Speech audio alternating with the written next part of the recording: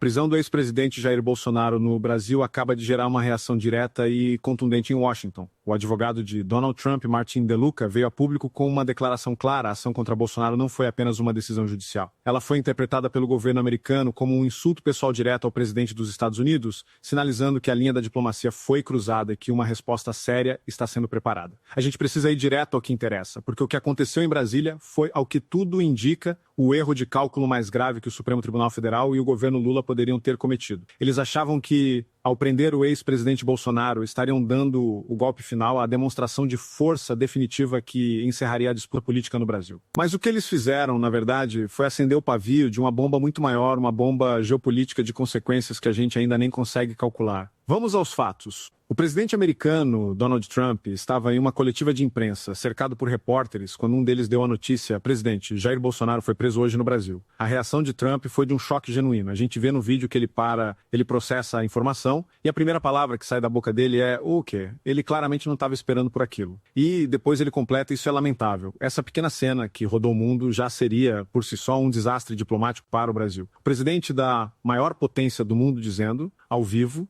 que a prisão do maior líder da oposição em nosso país é lamentável. Mas a história fica muito pior. E fica pior porque, ao que tudo indica, o Trump foi feito de palhaço. E se tem uma coisa que a gente sabe sobre ele, é que ele não gosta de ser feito de trouxa. Apenas um dia antes da prisão, o governo Trump tinha feito um gesto de boa-fé gigantesco para o Brasil. Ele assinou uma ordem executiva retirando as tarifas de 40% que pesavam sobre vários produtos do nosso agronegócio. Foi um alívio para a nossa economia, um sinal de que, apesar de todas as tensões, uma negociação era possível. E qual foi a resposta que o Brasil deu a esse gesto de paz? No dia seguinte, eles prenderam o principal aliado político de Trump na América do Sul. É como o autor do vídeo que estamos analisando comparou: é como se você convidasse um amigo para um churrasco para fazer as pazes e no dia seguinte desse um tapa na cara dele. A prisão de Bolsonaro, nesse contexto, não foi apenas um ato de justiça, como eles tentam nos vender. Foi um ato de hostilidade. Foi um ato de desprezo pela diplomacia. Foi o governo brasileiro e o STF dizendo para o Trump: a sua boa vontade não vale nada para nós. Nós vamos fazer o que a gente quiser, não estamos nem aí para as consequências. E as consequências, pelo visto, virão. E virão com força. Porque a reação em Washington não se limitou à cara de espanto do Trump. A sua equipe e os seus homens de confiança não usaram meias palavras. O advogado Martin DeLuca, que representa a Trump Media e a Rumble e é uma das vozes jurídicas mais próximas da Casa Branca, foi para as redes sociais e disse o que a diplomacia oficial não diz. Ele escreveu que a prisão preventiva foi um insulto gratuito a Trump e a Marco Rubio. Ele não disse que foi um insulto ao Brasil ou à direita. Ele disse que foi um insulto pessoal aos dois homens mais poderosos da política externa americana. E ele continua: prenderam um ex-presidente com base na distância que ele percorre de carro até a Embaixada dos Estados Unidos. Não é Estado de Direito, é má-fé, é política, é desrespeito com a administração Trump, que agiu de boa-fé poucas horas antes. E aí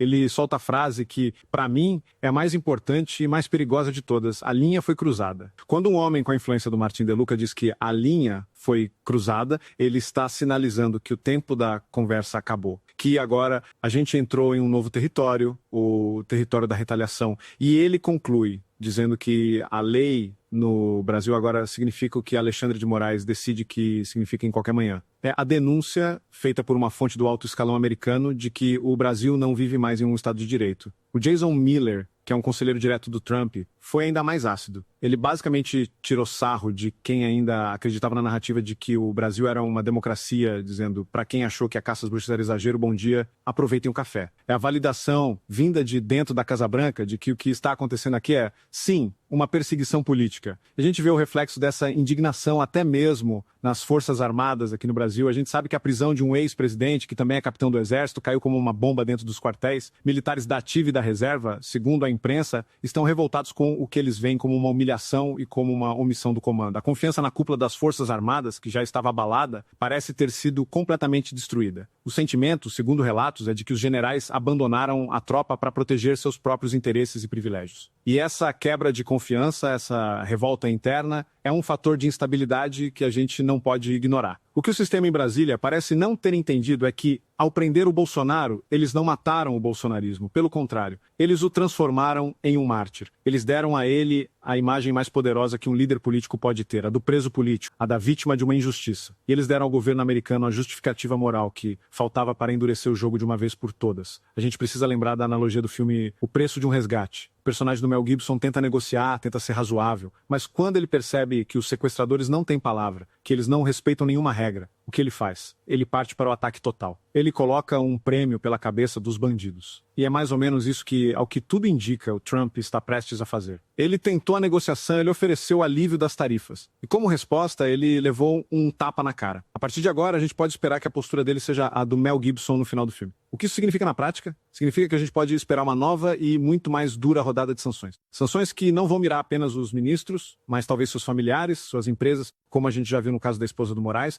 Sanções que podem mirar o Congresso, punindo aqueles que, na visão dos americanos, são cúmplices da tirania pela omissão. Sanções econômicas ainda mais pesadas, que podem atingir o nosso agronegócio, a nossa indústria, e em um cenário extremo, até mesmo a ameaça de ações militares, como a própria porta-voz da Casa Branca já mencionou. A linha, como disse o Martin De Luca, foi cruzada. E o Brasil, pela arrogância e pela sede de vingança de alguns poucos homens, foi jogado em uma crise diplomática e econômica que pode ter consequências devastadoras para todos nós. Eles acharam que, ao prender o Bolsonaro, estariam demonstrando a sua força. Mas o que eles podem ter feito, na verdade, foi apenas assinar a sua própria sentença. Porque agora eles não estão mais lutando contra um ex-presidente enfraquecido. Eles estão lutando contra a fúria da maior potência do planeta. E essa é uma briga que eles não têm a menor chance de vencer. Essa história toda é um alerta máximo para o nosso país. A crise deixou de ser interna e agora tem uma dimensão global. Eu quero saber a sua opinião. Você também acha que, ao prender o Bolsonaro, o STF cruzou a linha com os Estados Unidos? O que você acredita que será essa resposta séria que está sendo preparada em Washington? Deixe seu comentário aqui embaixo. Vamos conversar sobre o futuro que estão desenhando para o Brasil. Se essa análise te ajudou a entender a gravidade do momento, deixe o seu like